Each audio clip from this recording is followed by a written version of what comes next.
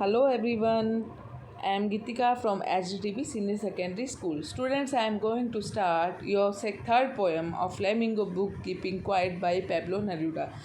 Pablo Neruda was the pen name of Neftali Ricardo. He was a poet, diplomat and politician. Nobel prize winner थे 1971 में. And उनकी writings बहुत simple थी जिनमें बहुत ज़्यादा ब्यूटी लाइज थी. ओरिजिनली ये स्पेनिश में लिखते थे, पर इनकी पोएम में जो एसेंस है वो किसका आता था? इंट्रोस्पेक्शन एंड रेट्रोस्पेक्शन का. और poet, this is an anti-war poem and the poet stresses the need for introspection because he is deeply moved by the violence, cruelty to animals and plight of manual workers. तो वो कहते हैं कि जो introspection है, self analysation है, बैठकर सोचना अपने आप के लिए, बैठकर 12 सेकेंड्स के लिए, वो यहाँ कहते हैं 12 सेकेंड्स के लिए अगर हम बैठकर अपने बारे में सोचते हैं तो ये सॉल्यूशन है प्रॉब्लम्स का, चाहे वो सोशल हो, पॉलिटिकल हो या रिलीजियस प्रॉब्लम्स हो. तो इसीलिए यहाँ पोएट सजेस्ट करता है कि हमें जो भी एक्टिविटीज़ हैं अपनी थोड़ी देर के लिए हमें जो भी प्रॉब्लम्स हैं हमारी सस्पेंड कर देनी चाहिए, एक्टिविटी सस्पेंड कर देनी चाहिए और शांत रहना चाहिए ताकि हम एनालाइज कर सकें, अपने अंदर देख सकें, और यही हमारे हार्ट को और सारे लोगों को एक सॉल्यूशन देगी. किसका? प्रॉब्लम सॉल्व का. सो इंट्रोडक्शन टू लेसन, इसी यहीं पर ये भी वही बात कहता है कि keeping quiet written by Pablo Neruda discusses the need of maintaining peace and silence, कि शांति रखें, साइलेंस रखें और क्वाइट रहने के लिए कहता है क्योंकि ये हार्मलेस है, कोई नुकसान नहीं पहुंचाता ह्यूमन बींग्स को, एनिमल्स को एंड एनवायरनमेंट को. अब वो सजेस्ट करता है कि पीस को मेंटेन करना चाहिए, हार्मनी को मेंटेन करना चाहिए. क्यों? क्योंकि यही ज़रूरी है अपने आप के अंदर एनालाइज करने के लिए, अपने बारे में सोचने के लिए. So let's start with our poem. First stanza. Now we will count to 12 and we will all keep still. For once on the face of the earth, let's not speak in any language. Let's stop for 1 second and not move our arms so much. So here, poem opens in a very dramatic way. The poet introduces a game of hide and seek. As we can see here, poet कहता है कि 10 तक गिनो, सारे बिल्कुल still हो जाओ, शांत हो जाओ, साइलेंस हो जाओ. कहता है यहाँ पर एक हाइड एंड सीक का गेम है. ठीक है, हम जब हाइड एंड सीक खेलते हैं तो हम कहते हैं ना कि 1 2 3 4, तो वो यही कहते हैं कि 12 काउंट करो. हाइड एंड सीक की गेम को इंट्रोड्यूस कर रहा है, बट एक डिफरेंस के साथ. यहाँ पर जो प्लेयर्स हैं वो 12 तक गिनेंगे एंड साइलेंस हो जाएंगे 1 सेकेंड के लिए. They would stop all their tongues and moving arms. ठीक है, उनको क्या करना है? For once on the face of earth, earth के लिए, अर्थ की हार्मनी के लिए, चाहे कोई भी लैंग्वेज हो, किसी भी तरह की लैंग्वेज में बोलने वाले लोग हों, कुछ भी हो, किसी भी तरह की कोई रीजनिंग में, क्वाल्स में, डिस्प्यूट्स में कोई भी नहीं मूव करेगा, कोई आर्म्स मूव नहीं करेगा, कोई अपने जीभ को नहीं चलाएगा. इन द सेंस कि जो बैबलिंग टंग्स होती है हमारी, जो हमारी चलती हुई ज़बान होती है, उसको एज इट इज़ रखना है. Instead of searching outside they would look inside and do some introspection. तो यहीं पर इसलिए कह रहा है कि let's stop for 1 second. 1 second के लिए शांत हो जाइए, 1 सेकेंड के लिए क्वाइट हो जाइए, बाहर कुछ मत ढूंढिए और अपने अंदर झांक कर देखिए. डू सम इंट्रोस्पेक्शन, अपने अंदर कुछ ना कुछ एनालाइज कीजिए. वो यहाँ ऐसा इसलिए कहता है कि poet wants us to do in order to get the essential break from our routine work and indulge ourselves in introspection, कि वो हमारी डेली रूटीन से हमें ब्रेक देना चाहता है और हमें कहता है कि वो एनालाइज करो अपने आप के अंदर. ठीक है, चाहे वो कोई लैंग्वेज का किसी भी कंट्री से बिलोंग करता हो, कोई भी लैंग्वेज बोलता हो, हर किसी को वो पीस एंड प्रॉस्पेरिटी के लिए बोलता है. ठीक है, this will ensure peace and prosperity. फिर है आज सेकेंड स्टेंजा में कहता है it would be an exotic movement, कि हमारे लिए बहुत ही एक्जॉटिक मूवमेंट होगा. कैसे? Exotic क्या means शानदार, without rush, without engines. We would all be together in a sudden strangeness. Fishermen in the cold sea would not harm whales, and the man gathering salt would look at his hurt hands. अब यहाँ कह रहा है this moment of quietness would be an exotic moment, will be a historical moment. जब सारी चीज़ें शांत हो जाएंगी, no trains, no cars, no machine will move, सब कुछ यूनाइट हो जाएगा, सब कुछ इकट्ठा हो जाएगा. All people will be suddenly united. जब सब कुछ शांत हो जाएगा, all people will agree on this point and will forget their differences. तो सारे लोग क्या करेंगे, एक तरह से हो जाएंगे, शांत हो जाएंगे, क्वाइट हो जाएंगे, पीसफुल हो जाएंगे, एक सडन स्ट्रेंजनेस में आ जाएंगे. मीन्स इस डिफरेंस को भूल कर सारे क्या आ जाएंगे, एक दूसरे के साथ टुगेदर, ज्वाइन टुगेदर करेंगे, एक दूसरे को ज्वाइन करेंगे बिना हसल एंड बसल के, बिना तो ये जो मोमेंट है ये फैसिनेटिंग होगा, ये अट्रैक्टिव होगा सबके लिए. अब कहता है फिशरमैन इन द कोल्ड सी. तो इस पैरा में क्या बोल रहा है कवि कि जो फिशरमैन है वो वेल्स को नहीं मारेगा क्योंकि सब कुछ रुक गया क्वाइट इंट्रोस्पेक्शन के लिए, सेल्फ एनालाइजेशन के लिए. तो वो फिशरमैन भी अपनी एक्टिविटी कैसे करेगा. तो फिशरमैन किसी तरह की वेल्स को जो कोल्ड सीज़ में होती हैं वो क्या करेगा, वो बंद कर देगा, वेल्स को नहीं मारेगा, साल्ट को इकट्ठा नहीं करेगा, अपना काम रोक देगा. Will get time to look at his bleeding hands. अब यहाँ पर उसको भी टाइम मिलेगा. Would look at his hurt hands, कि वो भी अपने हाथों पर ध्यान देगा. बिकॉज कि पोएट यह मैसेज देता है कि हमारी जो मैड रेस है इस प्रोग्रेस की, जो ये पागलपन है हमारा कि हम भागते चले जा रहे हैं, हम नेचर को हार्म कर रहे हैं, ह्यूमैनिटी को भी हार्म कर रहे हैं, तो वो एक थोड़े टाइम के लिए स्टॉप हो जाएगा. और फिशरमैन है तो ही must take care of his hurt hands and health. तो यहाँ पर क्या हो जाएगा, हम जब इन्वायरमेंट को हार्म करते हैं और इसी तरह से हम खुद भी हार्म होते हैं, तो फिशरमैन है जो अपने हर्ट हैंड्स को और हेल्थ को उसको देखने का टाइम मिल जाएगा, केयर करने का टाइम मिल जाएगा. Now stanza third. Those who prepare green Wars, wars with gas, wars with fire, victory with no survivors, would put on clean clothes and walk about with their brothers in the shade doing nothing. और कहते हैं कि during this period जो वार industries हैं, जो production करती हैं war related weapons का, गैसेस का, ठीक है, जो गैसेस का और जो वेपन्स बनाती हैं वो क्या करेंगी, वो भी रुक जाएंगे. Because there will be no Wars.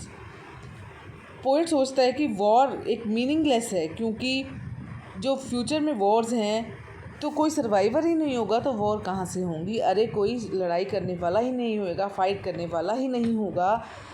जब हम इतने अपने अर्थ के लिए इतने ड्रेस्टिक हो जाएंगे, अर्थ को इतना हार्म पहुँचाएंगे, तो जब कोई सर्वाइवल ही नहीं होगा तो कैसे वार्स होंगी.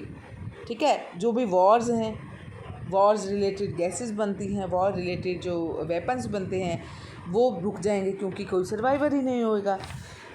हर कोई क्या करेगा, फाइटिंग की बजाय पीपल बेस्ट क्लोथ्स में आएंगे, walk hand in hand with their brothers under the shady trees, because it would be an exotic moment. जब सारे वी विल काउंट टू 12, जब हम 1 सेकेंड के लिए रुकेंगे. In the shade doing nothing, और such silence and stillness will be very beneficial. क्योंकि जब ये साइलेंस हो जाएगा, ये स्टिलनेस हो जाएगी, तो ये बहुत ज़्यादा बेनिफिशियल होगी. People will get time for introspection, और लोगों को वही कुछ नहीं करेंगे, लोग सिर्फ इंट्रोस्पेक्शन करेंगे एंड अपने फॉल्ट्स को, अपने जो अंदर इविल्स हैं उनको फाइंड आउट करने के एबल हो जाएंगे.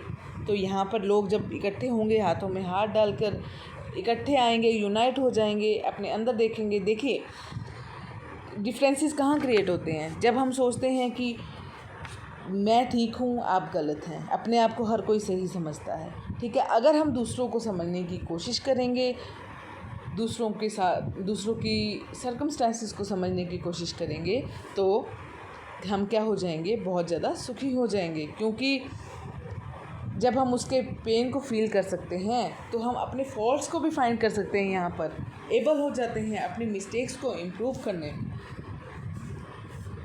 सो फोर्थ स्टैंजा,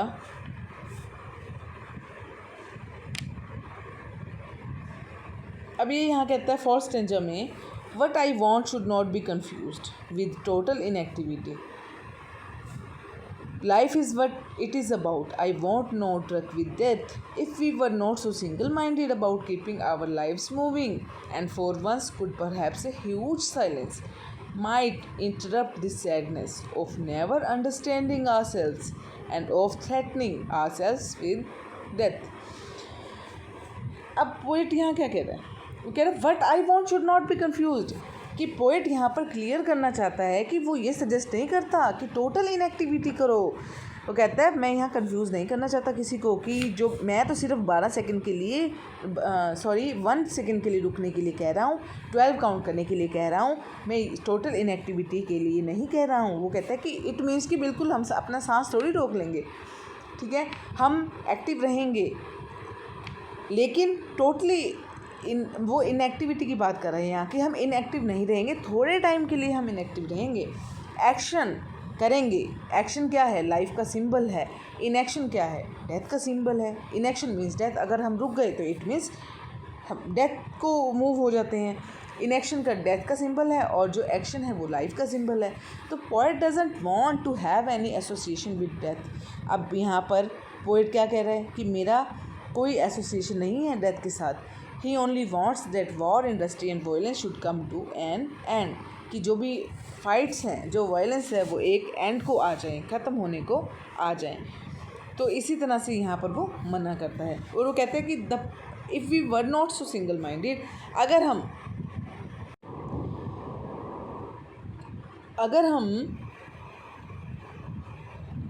टाइम, अगर जो लोग हैं वो टाइम स्पेयर कर सकते हैं, ठीक है, अपनी रेस के लिए थोड़ा टाइम रख सकते हैं, पावर और वेल्थ को साइड में रखकर दूसरों के लिए टाइम निकाल सकते हैं, तो बहुत कुछ हमें मिल सकता है। और हम अगर इस काबिल बन जाएंगे, एबल बन जाएंगे कि हम बैठ कर रेस्ट कर सकें, रिलैक्स कर सकें, हम फ्री हो जाएं टेंशन से एंड फियर से, और जो प्रॉब्लम फेस होती हैं, क्योंकि प्रॉब्लम्स कहाँ से आती हैं? क्योंकि हम बैठकर सोचते ही नहीं हैं, एनालाइज नहीं करते हैं अपने आप को। तो यहाँ पर जो पीपल हैं वो अपने आप को क्या करेंगे? एनालाइज करेंगे। माइट इंटरप्ट दिस सैडनेस, किससे? शायद अगर ह्यूज साइलेंस हो जाए तो इस सैडनेस को इंटरप्शन किया जा सकता है, इस सैडनेस को रोका जा सकता है। नेवर अंडरस्टैंडिंग, क्योंकि हम अपने आप को टाइम ही नहीं देते, हम एनालाइजिंग नहीं करते अपने आप को। तो आजकल जो है मैन फेल है ये समझने में कि हम क्या हैं, अपने आप को इंट्रोस्पेक्ट करने में फ़ेल है, अंडरस्टैंड करने में फ़ेल है। वो ये समझता है सिर्फ़ वो डेथ से ही डरेगा, सिर्फ़ वो डेथ से डरता है, otherwise he always move on without stopping, कि बिना रुके एक्टिविटी करता चला जा रहा है और किसी तरह की अंडरस्टैंडिंग नहीं करता, सिर्फ डेथ से डरता है और किसी चीज़ से तो डरता ही नहीं। लाइफ मूव करता जा रहा है अपनी, और इसी ह्यूज साइलेंस से उसको क्या मिलेगा? He get an opportunity to analyse himself. फिर है हमारा 5th stanza, perhaps the earth can teach us as when everything seems dead and later proves to be alive. Now I will count up to 12 and you keep quiet and I will go. अब यहाँ पर poet कह रहा है again कि stillness is not the sign of death. अगर हम still हो जाते हैं ना तो ये डेथ का साइन नहीं है। It is time to prepare for a new interest in activities of life. ठीक है, एक न्यू रिन्यूड लाइफ का न्यू इंटरेस्ट है लाइफ की एक्टिविटीज़ से। This is the law of nature. और विंटर में सब सो जाते हैं और स्प्रिंग में सब क्या हो जाते हैं? प्लांट्स एंड ग्रास है, स्ट्रीम्स है, एक्टिव हो जाते हैं, अलाइव हो जाते हैं। तो इसी तरह से जब हम स्लीप करेंगे, ठीक है, तो नेचुरली है मॉर्निंग भी होगी, हम उठेंगे भी, वेकअप भी करेंगे और एक्टिविटी भी करेंगे। तो इसीलिए यहाँ उसने एग्जांपल दिया है कि जो ये नेचर का लॉ है, क्या है कि विंटर में सब सो जाते हैं लेकिन स्प्रिंग में सब उठ जाते हैं, सब प्लांट्स हैं, ग्रास है, एक्टिव हो जाते हैं, अलाइव हो जाते हैं फिर से। तो कहता है कि स्टिलनेस एंड साइलेंस के कई सारे बेनिफिट्स हैं। इसलिए पोएम दोबारा कहता है कि again to keep quiet till he counts 12, now I will count up to 12 and you keep quiet and I will go. तो वो कहता है कि अगर तुम 12 काउंट करते हो तो मैं यहाँ से चला जाऊँगा। मीन्स कि वो कहता है कि अगर तुम अपने आप को इम्प्रूव करने की कोशिश करते हो साइलेंट रहकर, स्टिल रहकर, एनालाइज करके, तो वो कहता है कि मैं यहाँ से चला जाऊँगा। तो कहते हैं कि शायद हमें अर्थ सिखा सके। क्यों? नेचर का उसने यहाँ एग्जांपल दिया है कि जब सब कुछ डेड हो जाता है तो एलाई भी तो हो जाता है। इसलिए अब मैं 12 तक गिनूँगा, तुम क्वाइट हो जाओ और मैं यहाँ से चला जाऊँगा। So this is very beautiful poem. So poet यहाँ क्या मैसेज छोड़ता है? Poet leaves a message of universal brotherhood and peace. ये प्रे करता है, अर्ज करता है रीडर्स को कि हर तरह का एग्रेशन छोड़कर, हर तरह का जो इन्वायरमेंट को हम हार्म करने वाली थिंग्स करते हैं उनको छोड़ दिया जाए, उनको रोक दिया जाए और अपने बारे में सोचा जाए। So let's talk about literary devices here. First stanza में assonance, use of vowel sound O and E. Now we will count to 12. Not move our arm so much. Assonance कहाँ होता है? जहाँ हम वोवल साउंड्स को, जहाँ vowel sounds की repetition होती है, O and E। Vowel sound हमारी A, E, I, O, U। So repetition होती है वोवल साउंड की, तो यहाँ पर O और E की रिपीटेशन ज़्यादा हो रही है, इसलिए यहाँ एजोनेंस आएगा। एनाफोरा क्या होता है? 2 consecutive lines starting with the word let's. तो लेट्स यहाँ पर जहाँ आ गया वो क्या है? हमारा anaphora. Let's not speak in any language, let's stop for 1 second, तो ये हमारा हो गया anaphora. Alliteration, repetition of consonant sound. Assonance क्या थी हमारी? रिपीटेशन ऑफ वोवल साउंड्स, और एलिटेशन क्या है? Consonant sounds. At the start of 2 we will, W sound is repeated. In second stanza, अब सेकेंड स्टेंजा में क्या कह रहा है ये? वी वुड, फिर रिपीटेड है, सडन स्टेजनेस, साउंड रिपीटेड, तो जहाँ पर भी ये जो साउंड रिपीट होगी वो क्या होगी? एलिटेशन होगी। थर्ड स्टेंजा में भी सेम है। थर्ड स्टेंजा में क्या कह रहा है ये?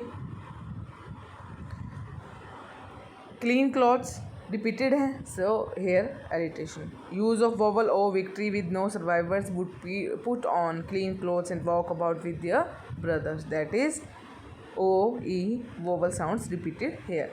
रिपीटेशन, यूज़ ऑफ वॉर का यूज़ बारी बारी किया है यहाँ उसने, तो इसलिए रिपीटेशन है। फोर्थ स्टैंजा में क्या है? एलिटेशन, वही W so single minded SS। Enjoyment and 4 months could perhaps a huge silence of threatening ourself with death. और सिंबल क्या है? Art is the symbol of hope, symbol hope and life. Rhyming scheme क्या है poem की? Poem की rhyming scheme कुछ नहीं है, मीन्स कि जहाँ कोई राइम ना बने वहाँ क्या होगा? फ्री वर्ड्स होगा। It doesn't follow any rhyme scheme. जैसे वो कहते, जैसे यहाँ कहा गया है we will count up to 12 and wait we will, हाँ जी, count to 12 and we will all keep still. 12 still, earth, language, second, so much. तो यहाँ पर किसी भी तरह की कोई राइम नहीं दिख रही, तो ये कहाँ किस तरह से लिखी गई है? हमारी फ्री वर्ड्स में लिखी गई है हमारी poem, free words.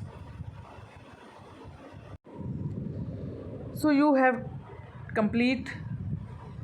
To take a look on your complete poem. Thank you, have a nice day.